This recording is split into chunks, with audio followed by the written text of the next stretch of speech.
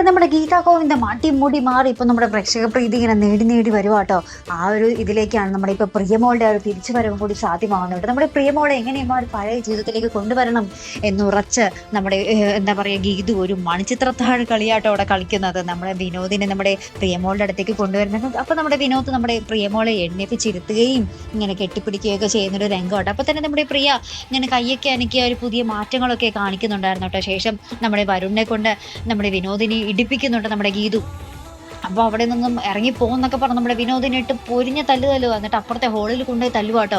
അപ്പോൾ അവിടെ നമ്മുടെ ഭദ്രൻ വന്ന് ഈ ഒരു കളി കൊളോക്കുകയും ചെയ്തായിരുന്നു. നമ്മുടെ ഭദ്രൻ നമ്മുടെ വരുണിനെ എന്താ പറയുക ഒരു ഫ്ലവർ വാസ് കൊണ്ട് തലക്കിട്ടടിക്കുകയൊക്കെ ചെയ്തായിരുന്നു. വരുണിട്ട് കിട്ടേണ്ടത് കിട്ടുകയും ചെയ്തു. പക്ഷേ അവിടുത്തെ നമ്മുടെ ഗീതുവിൻ്റെ പ്ലാൻ വർക്കൗട്ടായി. നമ്മുടെ ഡോക്ടർ സണ്ണി അതാട്ടോ നമ്മുടെ ഗീതു ഇപ്പം നമ്മുടെ ഗീതാ ഗോവിന്ദത്തിൽ.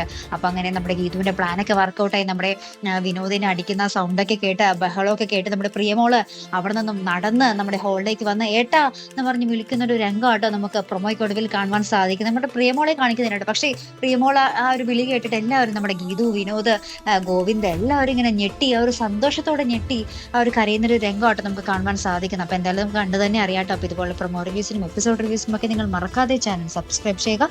അടുത്തൊരു വീഡിയോയുമായി വരുന്നത് വരയ്ക്കും ഗുഡ് ബൈ.